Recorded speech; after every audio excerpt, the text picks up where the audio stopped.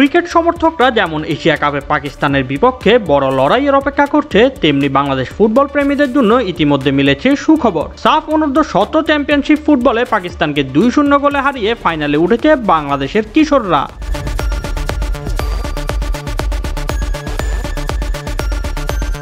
বৃহস্পতিবার কলম্বোর রেসকোর্স স্টেডিয়ামে ম্যাচের শুরুতেই দুর্দান্ত ছন্দে খেলে গোল পেয়ে যায় লাল সবুজের প্রতিনিধিরা। প্রথম 4 মিনিটেই জালের দেখা মেলে দুইবার। তৃতীয় মিনিটে পাকিস্তানি গোলরক্ষক সামার রাজ্জাকের ভুলে বল কেড়ে নেন অপু রহমান। তিনি বল বাড়ান অধিনায়ক নাজমুল হুদা ফয়সালের কাছে। এরপর ফয়সালের নিখুঁত প্লেসিং শটে এগিয়ে যায় বাংলাদেশ। পরের মিনিটেই ব্যবধান দ্বিগুণ করেন অপু নিজেই।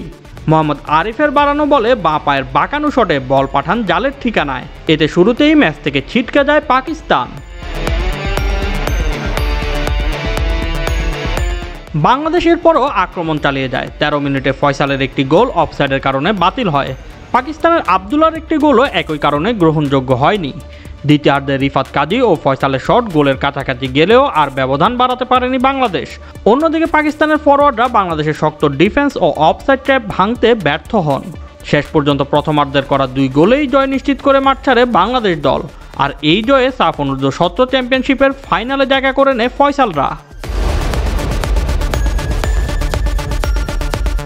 দিনের অপর সেমিফাইনালে নেপালের মুখোমুখি হবে ভারত। সেই ম্যাচের বিজয়ী দল আগামী 27 সেপ্টেম্বর ফাইনালে লড়বে বাংলাদেশের সঙ্গে। Shoaib Shams, PD sports time.